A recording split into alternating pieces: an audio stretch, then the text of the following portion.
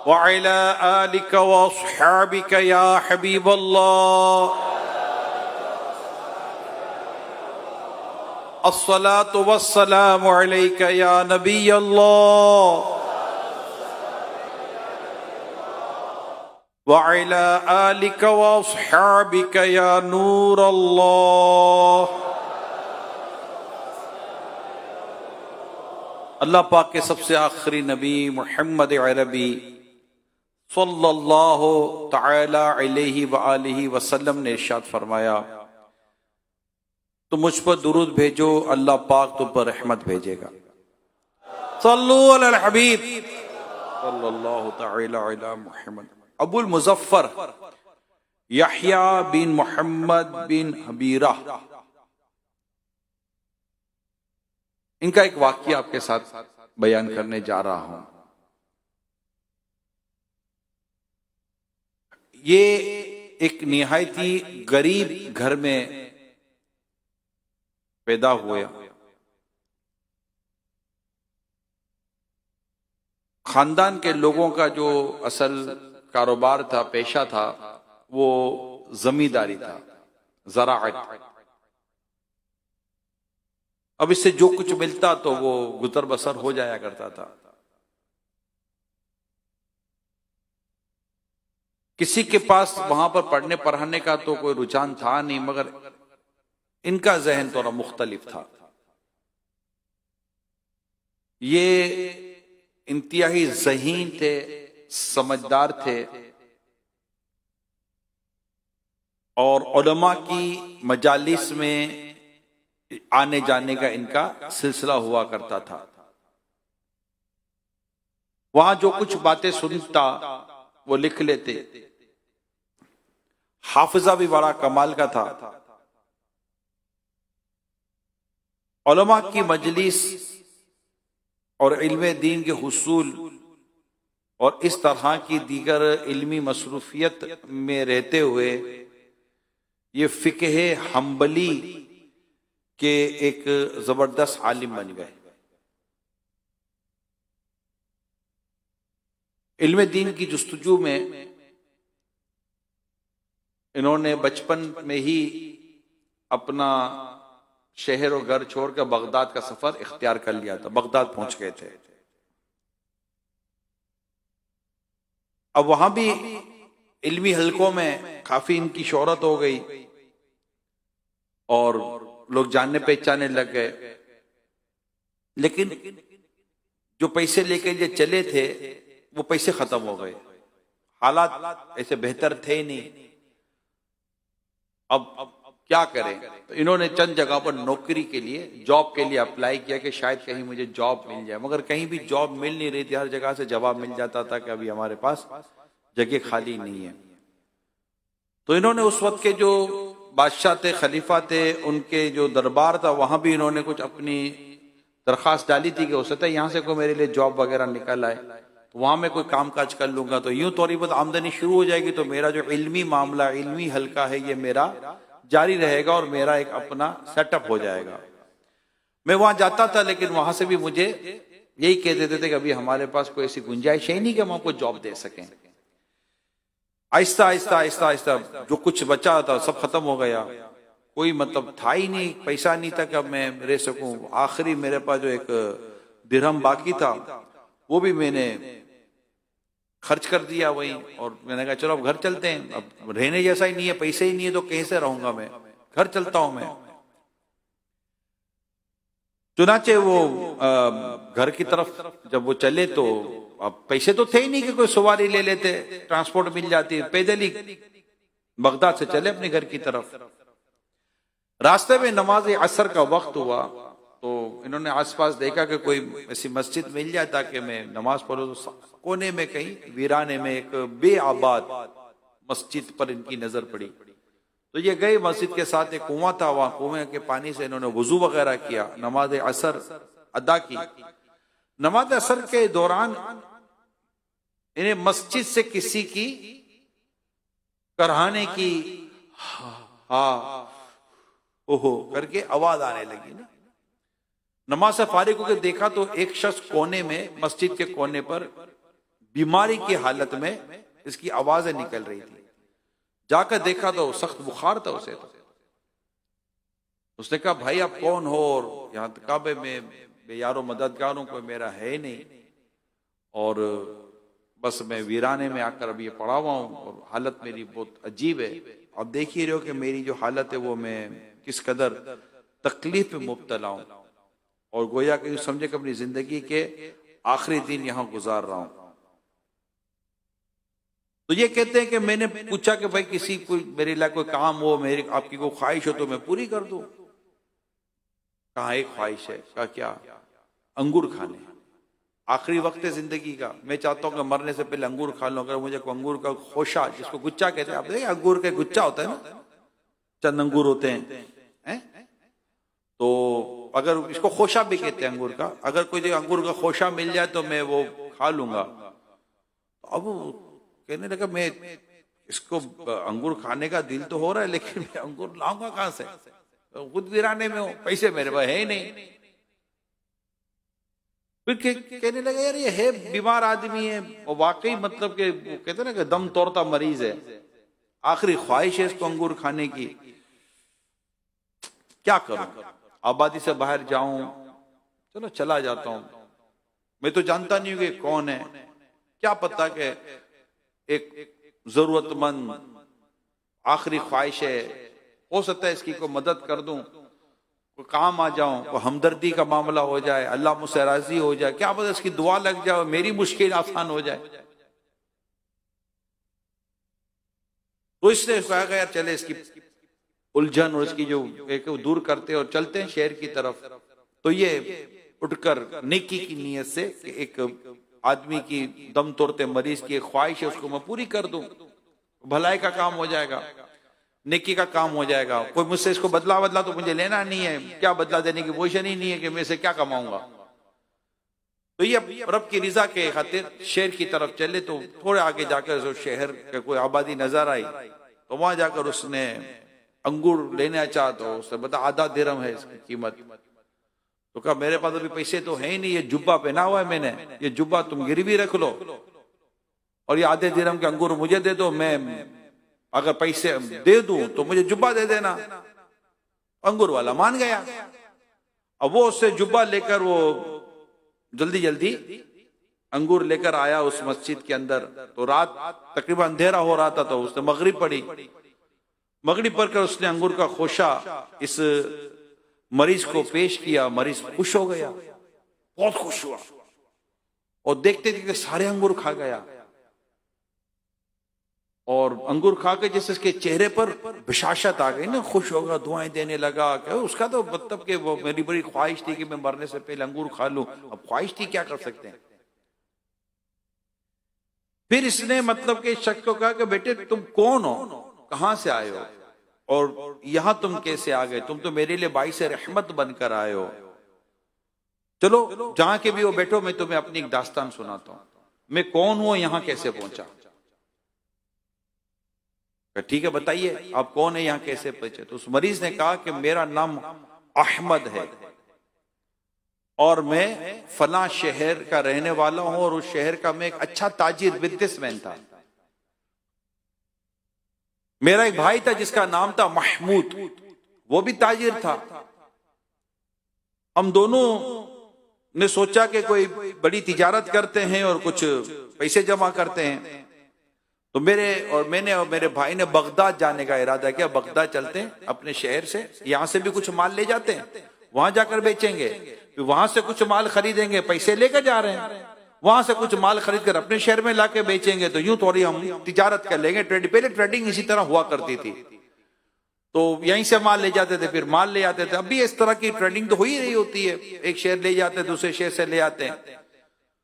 तो हम दोनों भाई माल लेने के लिए बगदाद की तरफ चल पड़े। वहां माल हमारा अच्छा बिक गया और अच्छी आमदनी हो गई, और मैंने भी माल खरीदा। तो मेरे भाई ने कोई सा माल खरीदा नहीं, मगर उसके पास 1000 दिरहम थे।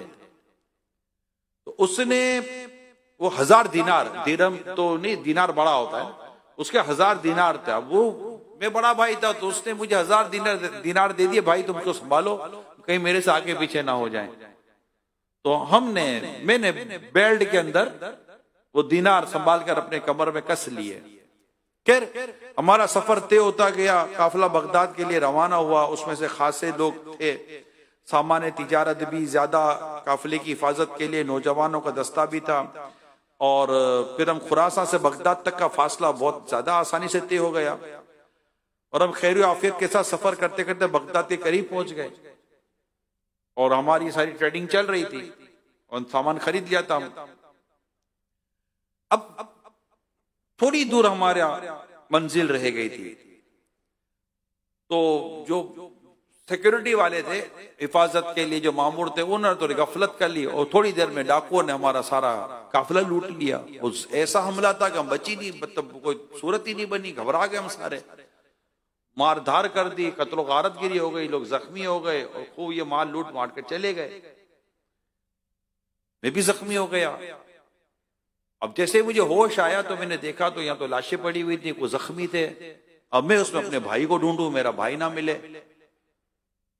मैं ढूंढते ढूंढते ढूंढते ढूंढते थक गया अपने भाई को।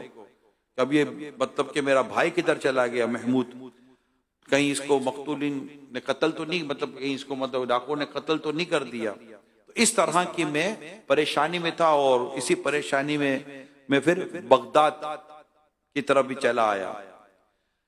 कह रहे मेरे जख्म बड़े गहरे थे और काफिले के साथ बगदाद पहुंच गया। वहां अपना इलाज कराता रहा, पैसे तो थे ही नहीं। एक तो भाई के मेरे पास 1000 दिनार रखे हुए थे, कुछ थोड़ी बहुत रकम मेरे जेब में थी, बाकी तो सारा माल लूट लिया डाकुओं ने।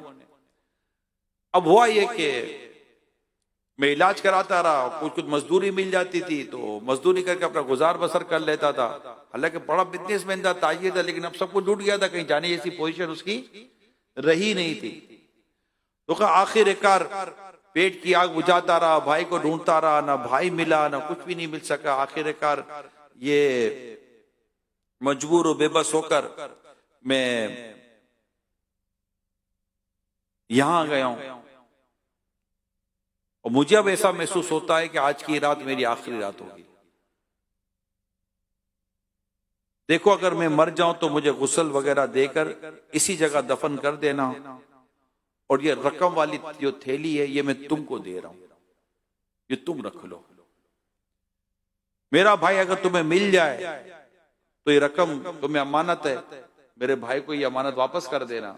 और अगर मेरा भाई ना मिले, ढूंढो ना मिले, तो इस रकम को जहां तुम्हारा दिल करे तो मुनासिब जगह पर खर्च कर देना। अब बात इतनी चली रही थी कि वो रात हो गई, ईशा के बाद फिर ये लेट गए, नींद आ गई। तो अबुल मुजफ्फर कह रहे हैं कि नींद ही में मैंने उसकी कलमा की आवाज सुनी कि वो कलमा शहादत पढ़ रहा है, जिक्र कर रहा है। जिक्र करते करते आहिस्ता आहिस्ता आवाज धीमी हुई और वो शख्स इंतकाल कर गया। मैंने गुस्ल कफन तदफीन वगैरह सब की। अब उसकी वो जो 1000 दिनार का जो बेल्ट था, थैली थी, वो मेरे पास आ गई। उसको पट्टे में डाली थी लेकिन थी तो थैली। अब मैं अगले दिन मेरा अब जो सफर था वो अपने गांव की तरफ नहीं बल्कि बगदाद की तरफ था। पैसे मेरे पास ये कुछ तो थे ही, अब क्या करें। मैं सबसे पहले अंगूर वाले के पास गया जिससे मैंने अंगूर उधार लिए थे और अपना वो जुब्बा उसको गिरवी रखवाया था।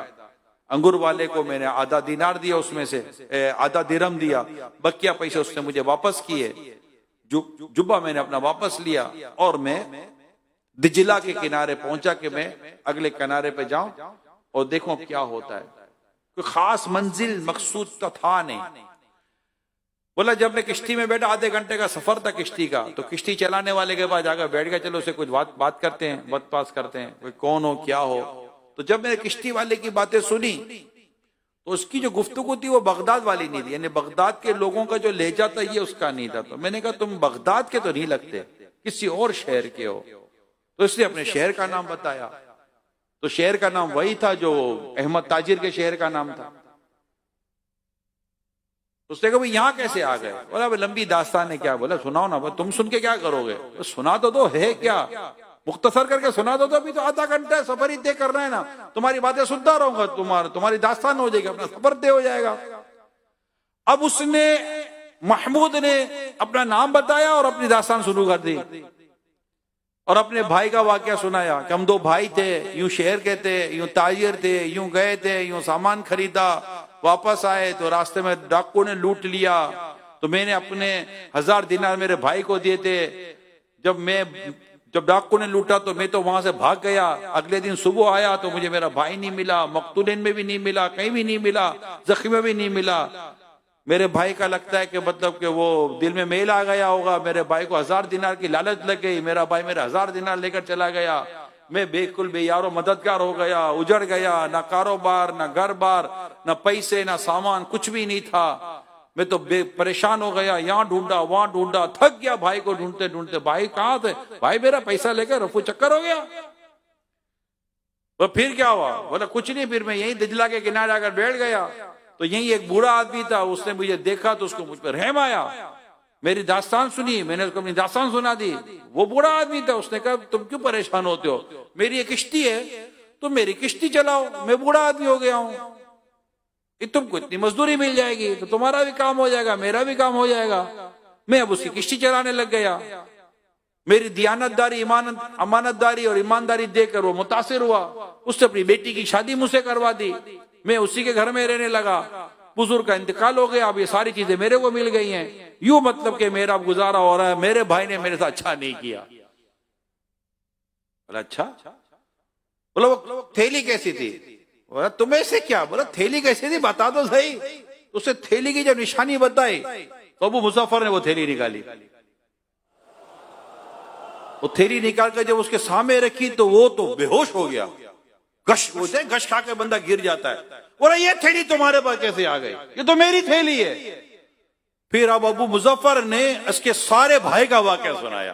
बोला तो जिस भाई को बेईमान समझता था वो भाई आज तक तेरी अमानत संभाल कर बैठा था, और मुझे ये तेरी अमानत देकर गया कि अगर मेरा भाई महमूद मिले तो ये रकम मेरे भाई को वापस कर देना। तो अपने भाई के बारे में बदगुमानी करता है। अब जो उसको अफसोस हुआ कि मैं अपने भाई के बारे में क्यों ऐसा सोचता रहा वगैरह वगैरह, अब जैसा होता है वैसा हुआ। खैर उसको दिए तो वो 999 दे। तो 1 दिनार किधर चला गया? बोला तुम्हारे भाई के लिए अंगूर खरीदे थे, और यूं यूं हुआ और यूं पैसे हुए। नहीं नहीं नहीं नहीं, सही है सही है सही है। 999 तो मिले, तो उसको 999 उसे 10 दिनार तोहफे में दिए। अबू मुजफ्फर को 10 दिनार तोहफे में दिए। अब अबू मुजफ्फर कह रहे अब मैं घर जाकर क्या करूंगा? मैं बगदाद जाऊं और इल्म दीन हासिल करूं। वो फिर बगदाद आ गए।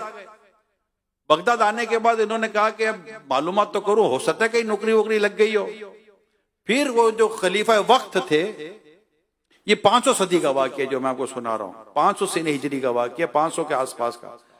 तो उसे खलीफा वक्त के दरबार में फिर जाके मालूमात की नौकरी, भाई किधर थे? आपकी नौकरी आई हुई है, आपको तो हम ढूंढ रहे थे।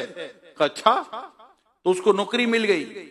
नौकरी मिली तो कह रहे थे मैं कोशिश करता था, ईमानदारी से काम करता था और वक्त देता था और बड़ी लगन से काम करता था। आहिस्ता आहिस्ता आहिस्ता आहिस्ता मुझे सेक्रेटरी बनाया गया, फिर मुझे वजारत खजाना दिया गया, और वजारत खजाना देकर वो जो खलीफा वक्त है वो इंतकाल कर गए। उनका बेटा आया और उनके बेटे ने भी मुझे मेरी वजारत बाकी रखा।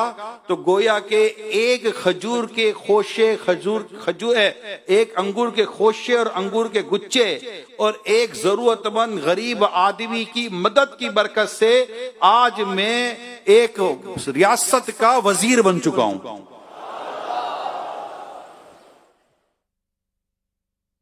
अब बात यहां तक खत्म नहीं होती। इस शख्स इनके बारे में आप ये पढ़ें, जो मैंने पढ़ा कि एक दिन इसके यहां वो क्या कहते हैं, जब ये वजीर बन गए तो इनकी तबीयत ये थी कि ये माफी करने वाले थे। तो मैं मुख्तसर कर रहा हूं, इंशाल्लाह अमीर सुन्नत के भी आने का वक्त है। ये इतने रहमदिल और नरम दिल थे कि इनकी गुर्बत के दौर में किसी शख्सी वजह से इनकी एक आंख चली गई थी, मगर जब वो जिसने इनकी आंख ली, जब वो इनके दरबार में आता है तो वो इसे इनाम देकर वापस भेज देते हैं। जिसने इनको गुर्बत के दिनों में मारा पीटा था सिपाही ने, जब वो मुजरिम बनकर मुल्जिम बनकर आता है तो ये उसको भी माफ करके उसको भी इनाम और इकराम से नवाजते हैं। अब कहते हैं कि मुझे पता है कि इन्होंने मुझ पर जुल्म किया, लेकिन मेरी तबीयत में यह है कि मैं जुल्म करने वालों को माफ कर दिया करता हूं। ये माफी, ये रहम दिली, ये दियानत, ये शराफत, ये इल्म दीन का नूर, ये इल्म का हुसूल, ये अच्छी खासी तबीयत, ये अमानतदारी, ये दियानतदारी, ये शराफत और ये माफ कर देना, ये वो औसाफ थे जिसने इनको बाकायदा एक किताब के अंदर इनकी सीरत को बयान कर दिया। कहां एक छोटे से गांव के गरीब किसान का बेटा और कहां इतनी बड़ी रियासत का वजारत। इस तरह मेरे प्यारे भाइयों लोग अपना सफर तय करते हैं। हमने यहां पर पूरे वाकये में जिस चीज को समझना है वो नंबर 1, आप और हम इल्म दीन सीखने की कोशिश करें, इल्म दीन का हुसूल, और अपनी जिंदगी को बामकसद बनाएं, फुजूलियात से निकालें, नंबर 1। नंबर 2, अपनी तबीयत में मेहनत पैदा करें, कोशिश, लगन, दियानत, शराफत, ईमानदारी। उनके लिए बड़े रास्ते हैं। आज हमारे बेरोजगारी का बड़ा रोना रोती है कौम। ये बेरोजगारी उनके लिए ज्यादा होती है जिनको कोशिश और मेहनत नहीं करनी होती, जिनको सुबह उठने आता है, जिनको मेहनत करने आती है, जिनको ईमानदारी आती है, जिनको दियानतदारी आती है, और जिनको कुछ हुनर और फन आता है, उनके लिए कोई बेरोजगारी नहीं होती। ये याद कर लें आप। ये रोना बंद कर दें। जो भी ये रोते रहते हैं ना हमारे पास रोजगार नहीं है, रोजगार नहीं है, रोजगार आ जाता है। आपको हुनर सीख लें, कोई सलाहियत सीख लें, कोई काबिलियत सीख लें, कोई फन सीख लें। क्यों बेरोजगारी हो जाती है? दुनिया भर में अच्छे खासे रोजगारियां मौजूद है, यहां अच्छे खासे रोजगार मौजूद है। क्या बता, क्या प्लम्बर कभी बेरोजगार देखा है? इलेक्ट्रिशियन कभी बेरोजगार देखा है आपने? इनको कभी आपने बेरोजगार, ये कारपेंटर कभी बेरोजगार देखा है आपने? नॉर्मली ये बेरोजगार नहीं होते, अच्छा खासा कमाते हैं। ड्राइविंग आ रही होती तो कोई रिक्शा चला लेता है, ड्राइविंग आ रही होती तो कोई गाड़ी चला लेता है, ड्राइविंग आती तो कोई ये काम चल लेता है। हुनर कोई किसी भी किस्म का होना, भाई इसके हलाल कमाना है ना, किसी भी किस्म का हुनर आना चाहिए। अब हुनर आए नहीं, खाली लंबी लंबी बातें करनी आती हैं, बड़े बड़े फलसफे करने आते हैं, बड़ी बड़ी बातें, बड़े बड़े वजह यूं है ना यूं है। भाई क्या है, सोता है तो उठता नहीं है, उठता है तो सोता नहीं है। मेहनत करने आती नहीं है, कोशिश होती नहीं है, उससे पसीना बहता नहीं है, मजदूरी करनी नहीं है, स्ट्रगल कर, नहीं यार मैं इस तरह गाड़ी वाला बनना चाहता हूं। ये गाड़ी वाला 25-15 साल पहले गरीबी था, 25 साल पहले गरीबी था, इससे 25 साल तक मेहनत करते करते गाड़ी बनाई है। आपको मार्केट में आते क्या गाड़ी को तोहफे में सजा कर दे देगा, जनाब आप आए हैं हजरत उठकर आए, ये गाड़ी आप तोहफे में लीजिए। ऐसा नहीं होता। दियानतदारी और अमानतदारी ये बहुत जरूरी है, और लगन और कोशिश। इंशाअल्लाह ताला बेरोजगारी नहीं रहेगी। मैं आपको बता रहा हूं, जिद ना करे कि मुझे यही काम मिलेगा तो करूंगा, इतनी सैलरी मिलेगी तो करूंगा, इतना ये मिलेगा तो करूंगा। और भाई जितना मुकद्दर में होगा इतना ही मिलेगा ना यार। मेरे अंदर तो बहुत काबिलियत है, भाई सारे यही बोलते हैं मेरे अंदर बहुत काबिलियत है। काबिलियत एक तराजू में होती है और आमदनी एक तराजू में होती है। काबिलियत के मुताबिक ही आमदनियां हुआ करती हैं। अपनी सलाहियत और काबिलियत में इजाफा करें, अपने में मिट्ठू ना बने, कंपैरिजन करें दूसरों से। तो एक तो ये बात। दूसरी बात जो मैंने इनकी सीरत से पढ़ी, माफ कर देना, माफी और दरगुजर, ये याद कर लें। माफी और दरगुजर से काम लें, इंशाअल्लाह ताला दुनिया भी बेहतर होगी, अल्लाह ने चाहा तो हमारी आखिरत भी बेहतर होगी। अल्लाह पाक के सबसे आखिरी नबी मुहम्मद अरबी सल्लल्लाहु तआला अलैहि वसल्लम ने इरशाद फरमाया,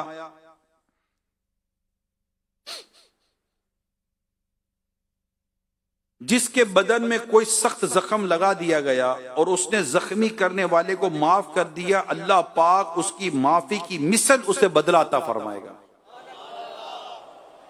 एक और हदीस सुनिए, लोगों पर रहम करो तुम पर रहम किया जाएगा, लोगों को माफ कर दिया करो तुम्हारी मगफिरत कर दी जाएगी। माफ करना इख्तियार कर लें। मैं नहीं माफ करता, हाँ ना, उसने मेरे को बहुत सताया। ओ भाई तभी तो कह रहे माफ कर दो, मुझे बहुत तकलीफ दी है तभी तो कह रहे माफ कर दो, मुझे अजियत पहुंचाई है भाई तभी तो कह रहे माफ कर दो। आपको तकलीफ दिए तभी तो माफी का कह रहे हैं, आपको सताया तभी तो माफी का कह रहे हैं। क्या आपने रसूल पाक सल्लल्लाहु अलैहि वसल्लम का यह फरमान नहीं सुना जिसपे जन्नत की बिशारत है कि जो तुझ पर जुल्म करे उसे माफ कर, जो तुझसे तोड़े उसे जोड़, और जो तुझे महरूम करे उसे अता कर दे। ये क्या सारी बातें भूल गए? मैं नहीं छोड़ूंगा, अरे भाई नहीं करो इस तरह की बातें, ये शरीफों के अल्फाज नहीं है। जो जन्नत के लिए जी रहे हैं, क्या मुझे जन्नत चाहिए, वो माफ कर देते हैं, वो दरगुजर से काम लेते हैं। जी हाँ, मैं आपको बड़ी ईमान अफरोज रिवायत सुनाऊं।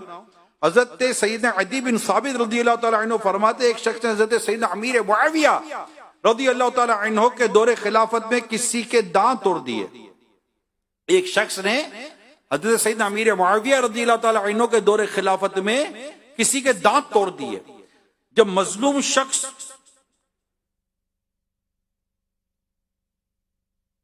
नहीं, मैं आपको इस तरह ये रिवायत सुनाता हूं। हजरत अबू सफर रज़ियल्लाहु ताला अन्हु फरमाते, कुरैश के एक शख्स ने एक अंसारी का दांत तोड़ दिया। उसने सैयदना अमीर मुआविया रज़ियल्लाहु ताला अन्हु की अदालत में उस पर दावा कर दिया। उसने हजरत सैयदना अमीर मुआविया रज़ियल्लाहु ताला अन्हु से कहा, अमीरुल मोमिनीन, इस शख्स ने मेरा दांत तोड़ दिया है। आपने फरमाया, मैं अन करीब तुम्हें राजी कर दूंगा। जब दूसरे शख्स ने हजरत अमीर मुआविया से बहस की तो हजरत सैयदना अमीर मुआविया ने फरमाया, तुम्हारा मामला तुम्हारे साथी के हाथ में है, देख लो। उस मजलिस में हजरत सैयदना अबू दरदा रज़ियल्लाहु ताला अन्हु मौजूद थे। उन्होंने फरमाया कि मैंने रसूलुल्लाह सल्लल्लाहु अलैहि वसल्लम को फरमाते सुना, जिस शख्स के जिस्म पर कोई जख्म लग जाए और वो उससे सदका यानी माफ कर दे तो अल्लाह पाक उसका एक गुनाह मिटा देता है और उसका एक दर्जा बुलंद फरमा देता है। ये सुनकर उन अंसारी ने कहा, क्या आप वाकई रसूल पाक से ऐसा फरमाते हुए सुना है आपने? हजरत सैयदना अबू दरदा रज़ियल्लाहु ताला अन्हु ने फरमाया, हाँ, मेरे कानों ने उसे सुना और दिल ने उसे याद कर लिया। तो उस अंसारी ने कहा, मैं इस शख्स को माफ करता हूं। हजरत अमीर मुआविया रज़ियल्लाहु ताला अन्हु ने फरमाया, मैं तुम्हें हरगिज़ रुस्वा ना करूंगा। फिर आपने उसे कुछ माल देने का हुक्म इरशाद फरमा दिया। यह है माफी करने का अंदाज, माफ कर दे। तकलीफ देने वाले को ही माफ करेंगे ना, लड़ाई ना। एक मिजाज बना ले मेरे प्यारे इस्लाम भाइयों, मत ही चले, मिजाज बना ले।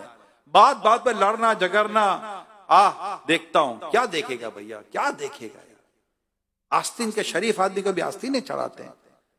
शरीफ आदमी बोलता है, देख सर पे इमामा है, देख ले अभी, उसका मतलब क्या है? कौन हो भाई आप?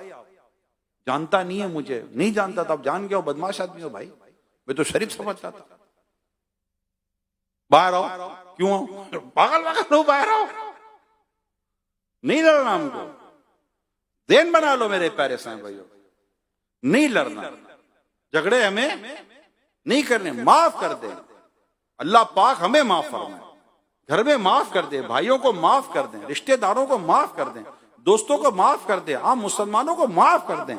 हम जिसके उम्मती हैं, जिनके गुलाम हैं, प्यारे आका सल्लल्लाहु अलैहि वसल्लम, इन्होंने माफ किया है। फतेह मक्का पर इन्होंने माफ किया है, बड़ों बड़ों को माफ किया है। रसूल पाक सल्लल्लाहु अलैहि वसल्लम, हमारे बुजुर्गों ने माफ किया है, बदला नहीं लेते थे। इमाम आजम इमाम अबू हनीफा रहमतुल्लाह ताला अलैह को किसी ने थप्पड़ मारा तो आपने फरमाया कि मैं चाहूं तो तुझे वक्त के काजी के साथ सजा दिला सकता हूं, वक्त के काजी से तुझे सजा दिला सकता हूं, लेकिन सुन, कल बरोज़े क़यामत अगर अल्लाह पाक ने मुझे को मकाम अता किया तो तुझे जन्नत में साथ देके जाऊंगा। ये वाकयात आपने शायद इससे ज्यादा दफा सुने होंगे, मगर जब पढ़ती है ना, घुड़ते हैं, पढ़ती है तो घुड़ते हैं। अंधा है, देखता नहीं है, डायरेक्ट छुट, अंधा है, देखता नहीं है, पांव पे पांव आ गया, माफ कर दो, धक्का लग गया, माफ कर दो, कोई ठोकर लगी, माफ कर दो, किसी ने कुछ कह दिया, माफ कर दो यार, जा माफ किया। क्या बोले? अरे बोलो तो सही, ये अभी नहीं निकल रहा तो अभी तो वाह कुछ नहीं है, मुंह से नहीं निकल रहा, जब होगा तो कब मुंह से निकलेगा? क्या कहेंगे? जोर से बोलो, क्या कहेंगे? अच्छा, हमसे भूल हो गई तो जा माफ किया, नहीं ना, हमसे भूल हो गई तो क्या करेंगे? माफ कर दीजिए। क्या कहेंगे? अरे मिलकर तो बोलो, सारे मिलकर तो बोलो। अब हुआ कुछ नहीं, अभी नहीं निकल रहा तो उस वक्त कब निकलेगा? कैसे? हाथ हाथ मिस्किन से सूरत बनाकर माफ कर, गलती क्या कहेंगे? गलती। यकीन माने, मैं उम्मीद करता हूं चलो सामने वाला ठंडा हो जाएगा, अब इसको क्या मारो, इससे क्या लड़ो, बल्कि उम्मीद है वो भी कह देगा कोई नहीं कोई नहीं कोई नहीं, भले उसको लगा होगा, चोट वोट लगी होगी, थोड़ा सहला वेला भी, अरे गलती हो गई, माफ कर देना। तो अपने को लड़ना नहीं है। आप अगर ये फाइनल कर लो ना अपने को लड़ना नहीं है, तो फिर मामला अपने हाथ में। ये पहले ये फाइनल कर लें, हमें लड़ना, हमें झगड़ा करना, बल्कि हमें माफ करना है। तुम माफ करो, अल्लाह ताला तुम्हारी मगफिरत फरमा देगा। हम मगफिरत पर हाथ रखें यार, लड़ाई में क्या रखा है? लड़ते लड़ते लड़ते लड़ते क्या करेंगे क्या यार? तुम लड़ ही रहे जाओ, देखो बस में जाओ तो लड़ाई, रिक्शे वाले से लड़ाई, वेगन वाले से लड़ाई, घर में लड़ाई, भाइयों में लड़ाई, मोबाइल ले दे लड़ाई, मेरे जूते क्यों पहन कर गया लड़ाई, चलो जूते पूरे नहीं आते मोजे पहन कर चला गया, लड़ाई हो गई। इत्र उठा ली लड़ाई, मोबाइल उठा लिया लड़ाई, ये उठा ली लड़ाई, झगड़े झगड़े झगड़ी झगड़े। अरे भाई खुदा का खौफ करो, क्यों इतना लड़ते हो यार, क्यों इतनी लड़ाई झगड़ा करते हो? हाँ मतलब के आपस में लड़ते रहते हैं यार। मैंने देखे ना रास्ते में, आपने भी मेरे ख्याल देखो, रोज जैसे कि सुबह तय करके निकले 2-4 से लड़के कराऊंगा मैं, और अभी इफ्तार में तो ज्यादा लड़ते हैं। घर जाते जाते जैसे नहीं, घर पहुंचते पहुंचते समोसा पुराना हो जाएगा, पकौड़ा नाराज हो जाएगा, शरबत रूठ जाएगा, घर जाऊंगा तो भी इफ्तार मेरा पूरा होगा। भाई कुछ हाथ में कोई पानी खजूर लेकर निकल पड़ो, इफ्तार का वक्त हो तो रास्ते में भी तो इफ्तार कर सकते हैं, नहीं कर सकते? रास्ते में इफ्तार करें, किसी आशिक रसूल के पीछे मगरिब की नमाज जमा से पढ़े, यहीं आ जाए यार, किसने मना किया? इधर मिलता है ना इफ्तार, और फिर जाए मगरिब पढ़कर आराम से, ट्रैफिक भी नहीं होगा, आराम से जाएंगे तो नॉर्मल जाए ना बिल्कुल। वरना कई लोग तो इससे ऐसे अजीब गरीब लड़ते हैं, गाड़ी के शीशे चढ़े हुए हैं, और गाड़ी से बुर बुर बुर करना शुरू कर देगा। अच्छा सामने वाले को समझ ही कुछ नहीं आ रहा, बड़ा पागल पागल हो गया, अजीब हो गरीब। अब देखो नहीं, उसको आवाज थोड़ी बाहर जा रही होती है, अजीब हो गरीब सोच है। तो अब आज के बाद क्या करेंगे? हमसे भूल हुई तो क्या कहेंगे? अभी भी सब नहीं कह रहे, लगता है ध्यान नहीं बन रहा माफी मांगने का। नहीं, ऐसा लगता है कि शायद बाहर अंदर बाहर सबका ज़हन नहीं बन रहा माफी मांगने का। ये हम प्रैक्टिस कर रहे हैं, इसको क्या करेंगे? प्रैक्टिस कर रहे हैं। प्रैक्टिस के लिए करें, कैसे करेंगे? थोड़ा मुंह भी तो बनाना है, मुस्कुराते हुए एक तो उसको लगी है, ये आ गए, माफ कर देना ना भाईजान, माफ कर देना, वो भी करता है माफ। तो मुस्किन वाला मुंह तो बनाए, थोड़ा सा एक्सरसाइज तो करें। कैसे करेंगे? आता भी कि नहीं आता मुंह बनाना? माफ कर दो यार, प्लीज प्लीज माफ कर दीजिए। कैसे करेंगे यार? सब कर भी नहीं रहे, शर्मा रहे हो, अभी भी शर्मा रहे हो। ए भाई कैमरा अच्छा टीवी पे नहीं दिखाना, अम्मी बोलेगी देख माफी मांग रहे, आज तक मेरे से तो मांगी नहीं है। बहन बोलेगी पैदाने मदीने में मांग रहा है, मेरे से तो मांगी नहीं थी। तो बस आते हैं इंशाअल्लाह, आज सोने से पहले भी इंशाअल्लाह अपने घर वालों से माफी मांग के सोएंगे, बता के सोएंगे इंशाअल्लाह। मैसेज करके सो जाना, अम्मी माफ कर दीजिए, अबू माफ कर दीजिए, भाईजान माफ कर दीजिए, बहन माफ कर दीजिए, सबसे माफी मांगना। उठोगे तो सारे मैसेज होंगे, क्या हो गया, तबीयत तो ठीक है? तो आप कहना अल्हम्दुलिल्लाह आज ही तबीयत ठीक हुई है कि मुझे माफी मांगना आ गया है। ठीक है? और यहां भी इसी तरह आपस में भी मुझे माफ कर दीजिए। और जब कोई माफी मांगे तो क्या कहेंगे? आप यूं नहीं जा माफ किया, ये भी थोड़ा सा ये तो बोलने का होता है। नहीं कोई नहीं, माफ किया, कोई नहीं, ऐसे मतलब मजा है ना, कोई नहीं माफ किया, कोई नहीं। ये करने की आदत पैदा करें। बस ये तभी होगा जब आपका फाइनल माइंड बन जाएगा कि मैंने झगड़ा करना नहीं है, मैंने झगड़े नहीं करना, मैंने लड़ाई नहीं करनी। लड़ाई माफ करो, अपना दिल साफ करो इंशाअल्लाह अज़्ज़ व जल। सल्लु अलल हबीब सल्लल्लाहु तआला अला मुहम्मद तूबू इलल्लाह सल्लु अलल हबीब सल्लल्लाहु तआला अला मुहम्मद व अला आलिहि व सहबी व बारिक व सल्लिम सलातु व सलाम अलैका या सय्यदी या रसूल अल्लाह। माशाअल्लाह माशाअल्लाह।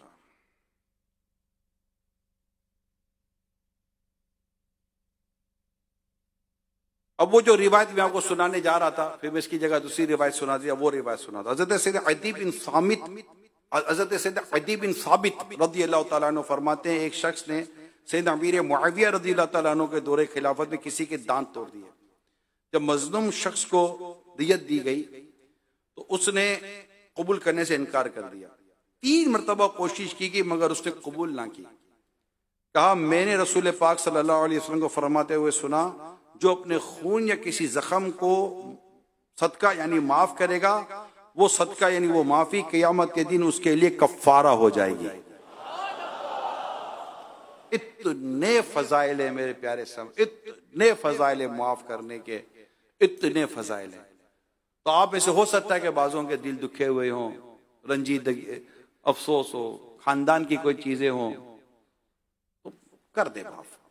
उमूमन झगड़ों का कोई हाथ पैर देता होता नहीं है, बस एक बार अना को फना करना है। क्या करना है? अपनी अना को फना करना है। झगड़े का आप अगर बुनियाद पड़े देखेंगे तो दावत सही नहीं दी, इज्जत नहीं दी, बैठने का नहीं बोला, खड़े होने का नहीं बोला, आने का नहीं बोला, दावत में गया तो रिस्पॉन्स सही नहीं किया, इस्तकबाल सही नहीं किया, तो बुलाया सही नहीं, बिठाया सही नहीं, खिलाया सही नहीं, ये सारी यही तरह की चीजें हैं। घर में देखो तो वो पकाया नहीं था, तो गर्म नहीं था, तो ठंडा नहीं था, वो इसी तरह की चीजें। स्त्री सही नहीं की थी तो नमक कम डाल दिया था, तो मिर्ची ज्यादा कर दी थी, ये सारी ये चीजें होती हैं। तो वो माफ कर देंगे, दरगुजर करेंगे, इंशाल्लाह भला हो जाएगा। वो अमीर सुन्नत ने लिखा है ना अपनी किताब में कि एक शख्स ने खाना खाया, अब तो इफ्तार में तो ज्यादा इसका मतलब कि वो देखने को इंशाल्लाह समझ में आ जाएगी। तो उसने जब खाना खाया तो नमक कम था, गुस्सा तो बहुत आया बीवी पर, नमक कम है। तो क्या यार, मेरे से भी तो भूल होती है ना, चलो दिल ही दिल में उसको माफ कर दिया। कयामत के दिन मरने का उसको किसी ने ख्वाब में देकर पूछा, मा फ़अल अल्लाहु बिका, अल्लाह ताला ने तेरे साथ क्या मामला किया? क्या मुझे कहा गया तूने मेरी बंदी पर रहम किया, आज हम तुम पर रहम करेंगे। तूने उसे माफ कर दिया, हम तुझे माफ करते हैं। ये है माफी। माफी क्या पता कि हम जैसे गुनाहगार लोग कयामत के दिन जाएं और किसी को माफ करना हमें मकाम आ जाए। लोग नहीं करते यार, यकीन माने नहीं करते। मुंह नहीं देखूंगा इसका, जनाजे में भी नहीं आना मेरे, मैयत पर आकर बोलते ठीक है भाई माफा माफी, बस जीते जी कर लेते माफा माफी यार। तो कई तो ऐसे घर के बड़े हैं कि जो लड़ लड़ कर दुनिया से जा रहे हैं। मुझे अगर वो सुन रहे हैं तो मैं उनसे हाथ जोड़कर दरखास्त करता हूं कि आपके झगड़ों की वजह से आपके बच्चे झगड़ रहे हैं, मेहरबानी करें, खुदा का वास्ता देता हूं कि आप आपस की मोहब्बत इत्तेफाक पैदा करें ताकि आपकी आने वाली नस्लें, आपके बच्चे, कजिन्स, ये आपस में ना लड़ें। आप क्यों मतलब के कतई रहमी ताल्लुक तोड़ने को बुनियाद डालकर आप दुनिया से जाना चाहते हैं? क्या मामू, क्या चाचा, क्या फूफा, क्या ये खाला, ये आपस के जो घर होते हैं लड़ रहे होते हैं, बड़े बड़े लड़ रहे होते हैं। खबरदार अगर फूफी के पास गया, खबरदार अगर मामू के पास गया, खबरदार अगर चाचा के पास गया। क्या मसला क्या है? ना आप झगड़ा करो ना खानदान वालों को उजाड़ो। फिर आप झगड़ेंगे, आपके साथ आपकी जवान औलाद झगड़ती है और उसके बाद उनकी औलादें झगड़ेंगी, तो खानदान कब जुड़ेंगे? माफ कर दें, नहीं छोड़ूंगा, नहीं करेंगे, ये जुमले निकाल दे, नहीं छोड़ूंगा, छोड़ दें। ये चीजें छोड़ने वाली हैं, अच्छी चीज थोड़ी है कि नहीं छोड़ूंगा। बुराई तो छोड़ी जाती है, बुराई को रखी थोड़ी जाती है। तो छोड़ने की आदत पैदा करें, माफ करने की आदत, मिलाने की आदत पैदा करें। दुनिया में बदला लेने की, इंतकाम लेने की और मतलब के बाद दबोच लेने की आदत ना बनाए। जन्नत चाहिए इंशाल्लाह, माफ करते रहे, अल्लाह पाक अपनी रहमत से जन्नत अता फरमाएगा। हम जन्नत के लिए जिए, अल्लाह को राजी करने के लिए जिए, और इसमें अल्लाह की रिजा है माफ करने में। नहीं माफ करूंगा, नहीं माफ करूंगी, अब इसको आज के बाद क्लोज। मेरे मुत्तकीफ इस्लामी भाइयों, आज के बाद क्लोज। ये बाहर बैठे हुए इस्लामी भाई भी अगर इत्तेफाक करते हैं कि आज के बाद ये झगड़े और ये लड़ाई अगर सब क्लोज प्यार और मोहब्बत से रहेंगे, अपने महल्ले में भी प्यार मोहब्बत से रहेंगे, अपने घर में भी प्यार मोहब्बत से रहेंगे, मोहब्बतें आम करेंगे, नफरतें खत्म करेंगे, इंशाअल्लाह तमाम आशिकान रसूल आज से नियत कर लो कि आशिकान रसूल हम एक दूसरे से मोहब्बत करते करते जिएंगे इंशाअल्लाह। माशाअल्लाह माशाअल्लाह माशाअल्लाह। अल्लाह पाक हम सबको अमल करने की तौफीक अता फरमाए, आमीन। बिजाही खातिमी नबिय्यीन सल्लल्लाहु तआला अलैहि वसल्लम। तूबू इलल्लाह, सल्लु अलल हबीब सल्लल्लाहु तआला अला मुहम्मद व अला आलिहि व सहबी व बारिक वसल्लम। सलातु व सलामन अलैका या सय्यदी या सय्यदी या सय्यदी या मक्की या मदनी या कुरैशी या हाशमी या मुत्तलिबी या रसूल अल्लाह सल्लल्लाहु तआला अलैहि वसल्लम। आ रहे हैं ये माफी, इनको मैंने बहुत देखा माफ करना, बहुत देखा है, माफ कर देते, माफ कर देते। और ये हमने ये बोलना भी इन्हीं से सीखा है, देखा जाए तो दर्स भी वहीं से मिला है।